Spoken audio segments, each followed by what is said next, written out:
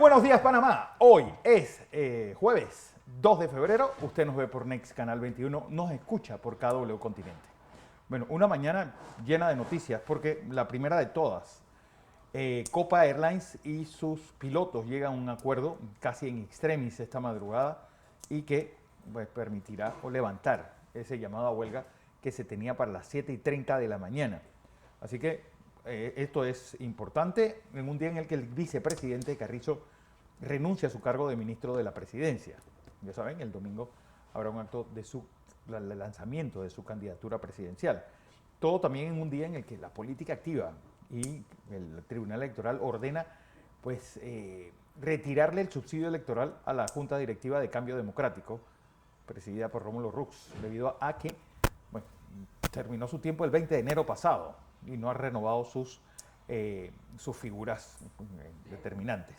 Bueno, un cuarto de punto fue la decisión de la FED ayer de subir los tipos de interés. ¿Cómo esto afectará a su economía doméstica? Pues consulten el banco. De todos modos, el lunes vamos a tener al superintendente quien nos va a explicar cómo va a ser esta dinámica. Todo en un día en el que el mundo típico despide a una de las grandes cantalantes de nuestro país, doña Lucy Quintero. Por muchos años la cantalante del conjunto Plumas Negras de Victorio Vergara. Don José. Buenos días, Fernando. Buenos días. Buenos días a toda nuestra audiencia que nos sigue en KW Continente Radio y en Canal 21 Next TV. Me uno a las condolencias por la desaparición anoche de Lucy Quintero, conocida como la Perla de Monagrillo, la Perla Negra de Monagrillo. Ella cantó no solamente con Victorio, sino con ese gran acordeonista Jaén, sí. Teresín Jaén, con Chalino Nieto, una gran exponente de nuestro folclore, exponente que siempre tendrá el cariño de todos nosotros. A nombre de este colectivo, nuestras condolencias a sus familiares. Fernando, en este momento en el mundo están ocurriendo muchas cosas y en nuestra región. Les quiero hablar a ustedes sobre uno de los primeros temas que es la economía. Y les recomiendo que busquen en la web el informe del Fondo Monetario Internacional sobre el crecimiento de nuestra región y cómo ellos miran a Panamá. Y esto es importante, fíjense los datos que les voy a dar. De acuerdo al Fondo Monetario Internacional, el crecimiento económico de América Latina, les voy a dar algunos países, Fernando, para que tengan ustedes, y después se lo voy a trasladar a una de las noticias más importantes que Fernando les habló hace unos minutos. El incremento de la tasa de interés del FED. ¿Y por qué ese incremento? De acuerdo al fondo, Argentina, del presidente Alberto Fernández, 2% el crecimiento en el 2023. Solamente. Brasil, en la cual el presidente Lula da Silva, 1.2%. En México, de AMLO, 1.7% para el 23. El Chile de Boric, menos 1.5%. Está en recesión, estará de acuerdo a los pronósticos que se tienen aquí. La Colombia de Petro crecerá a solo 1.1%, con una inflación altísima. Ecuador, de Guillermo Lasso, crecerá a 3%, si ahora le hablo sobre una situación de Ecuador. El Uruguay, del presidente Luis de Pou, él tiene un nombre en el medio, Ecuador crecerá a 3,2%, y Costa Rica, del presidente Chávez, crecerá a 2,9%. Panamá es elogiada en ese informe, crecerá a un promedio de 4% este año y 4% el próximo, pasando por el año 2022 con un crecimiento extraordinario, es el más alto de la región con la inflación más baja. Esto para que usted vea la importancia de esto. Y los análisis de riesgos que nosotros hemos estudiado, de Fitch, de Moody, es un reflejo de lo que está ocurriendo. Y en Panamá, todos los informes indican un alto crecimiento en el 22, un alto crecimiento del PIB. Ahora, créalo, el PIB es un elemento importante de la economía, pero no es el único que hay. Hay que mirar los índices de desarrollo social, etc. En el caso, Luis Lacalle se llama el presidente de Luis Uruguay. Lacalle. Luis Lacalle. Uruguay. Perdón, de Uruguay. Luis Lacalle. Pou. El fondo establece estos análisis sobre Panamá, pero los análisis de riesgo demuestran que para Panamá una de las incertidumbres más altas que existe, y la ventaja que tenemos es que a pesar de la incertidumbre, ven positivo que se va a resolver, es el caso del peso de Minera Panamá, con el 4,6%, 4,8%, depende del ingreso que usted tenga. Ese es un elemento importante que nosotros tenemos que manejar con pragmatismo en Panamá. Pragmatismo y confianza que busca el presidente Cortizo. Tenemos que resolver este problema para la estabilidad, sobre todo este año. Fíjense estos números que nos están indicando. Fíjense que estos números bajos se dan con alta inflación, una especie de estanflación. Sí, porque al final hay que ver si ese es un PIB real o nominal. El PIB nominal pues, Del PIB real. Lleva también el peso de la inflación y tiene que restársela, porque obviamente un Pero, aumento de precios crea un aumento por lo menos ficticio del PIB. Y ayer el señor Powell del Fondo Monetario del Fondo de Reserva de los Estados Unidos, la Reserva Federal, decía que la inflación, aunque está un poco controlada, sigue siendo un elemento, está muy alta. La meta de ellos en los Estados Unidos es llevar la inflación a 2%. Y van a hacer aumentos lentos, de 0.25, el rango en la que se moverá la tasa del Fondo de Reserva está entre 4.5 y 4.75% con este incremento. En marzo se tiene previsto otro de la misma magnitud probablemente, y en mayo otro, lo que significa que durante el primer semestre tendríamos un aproximado ya 25.25 más 0.25 a 0.75 en incremento. Entonces, ¿qué significa eso para usted, para mí y para todas las empresas? Significa que los préstamos en los bancos van a aumentar. Sí. Van a aumentar. Ya le hablaremos con los expertos en esto, pero téngalo en mente. Va a aumentar. Usted sea cauteloso en el uso de las tarjetas de crédito, sea cauteloso en el uso de préstamos, mire las tasas de interés, y esto tiene una explicación. No haga caso a las bullas, nosotros tenemos que mirar la explicación de estos temas que son fundamentales para nosotros. Las hipotecas, la línea de crédito, los préstamos para inversión, va a aumentar los préstamos del gobierno, va a aumentar el valor del dinero, va a aumentar. Y en la medida en que el país pierda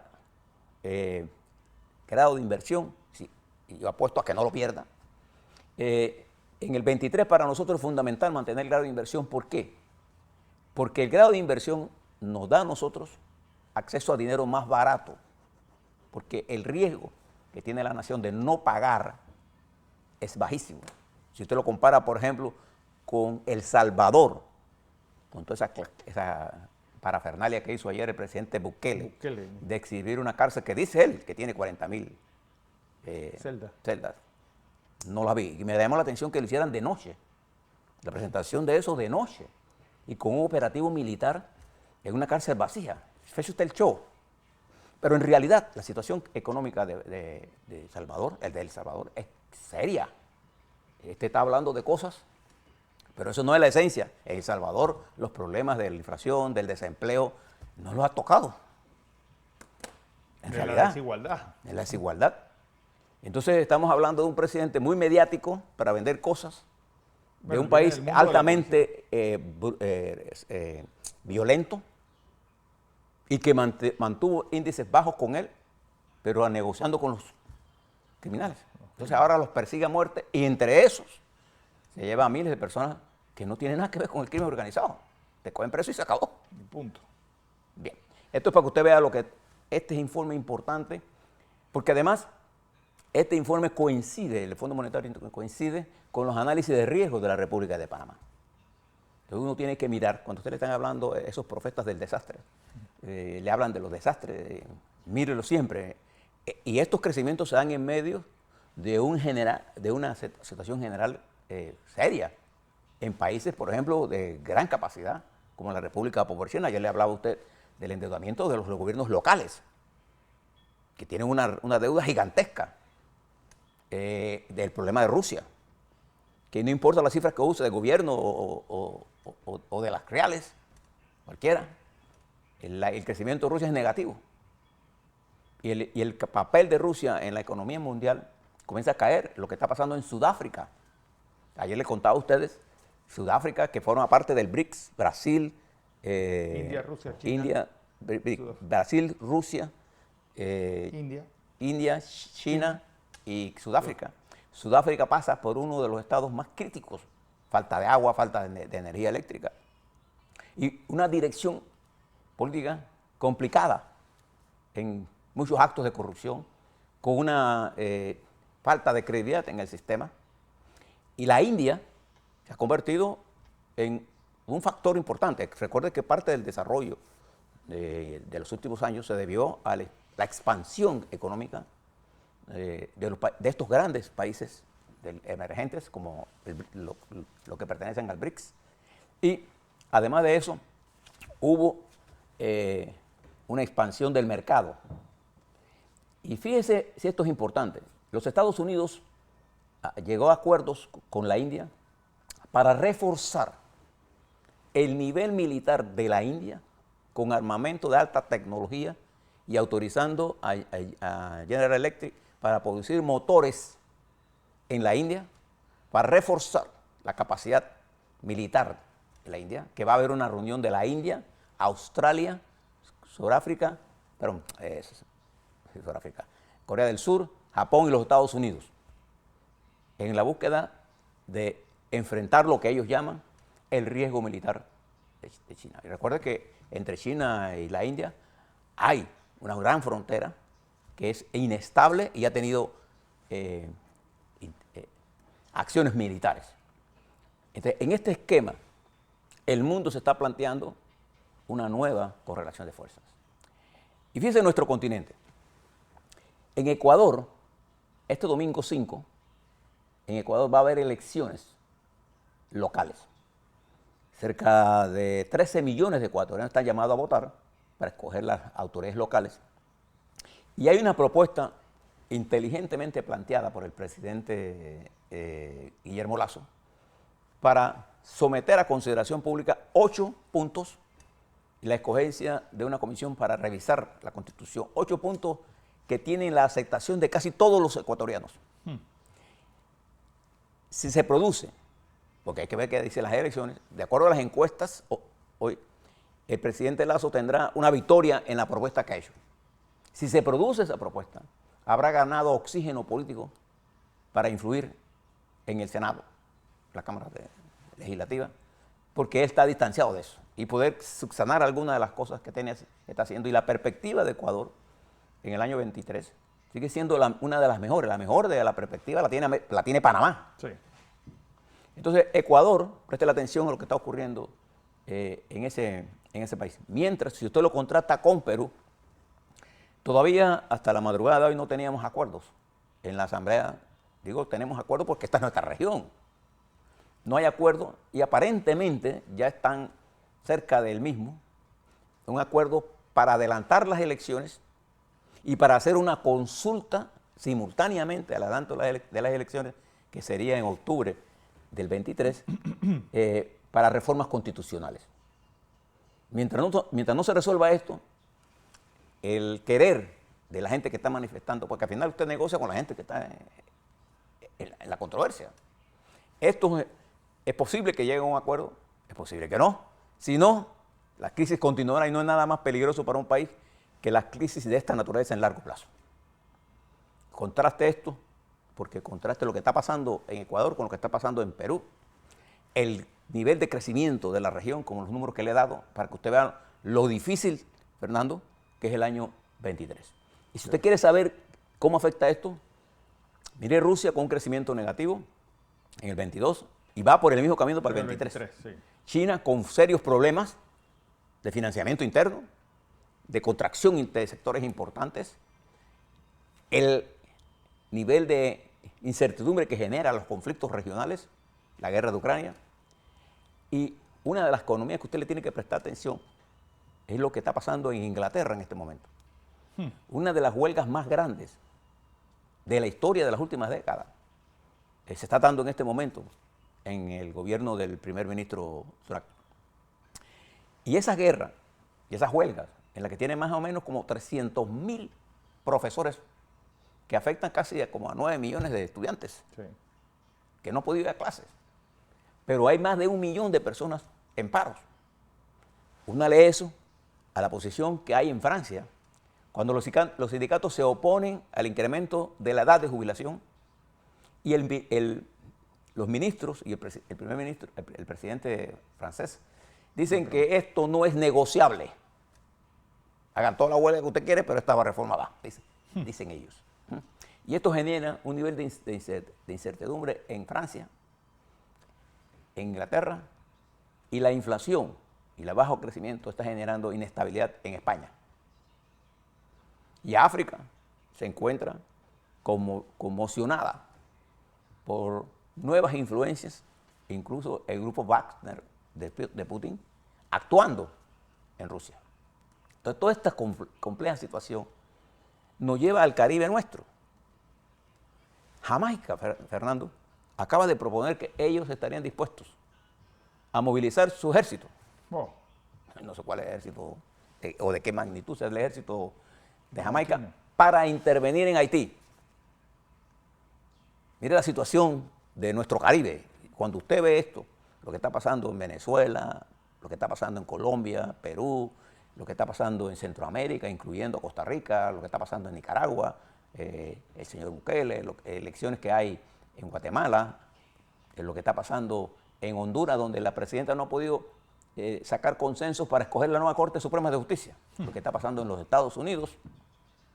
Usted se dará cuenta, entonces, que lo fundamental en este momento, y yo coincido con lo que plantea el CIP, donde usted es panameño, vamos a tenerlos hoy con respecto a, a la importancia que debemos darle a la economía y a la generación de empleo, que es fundamental en este momento para nuestro país, porque estamos en las mejores condiciones de poder hacerlo siempre que actuemos con la inteligencia necesaria.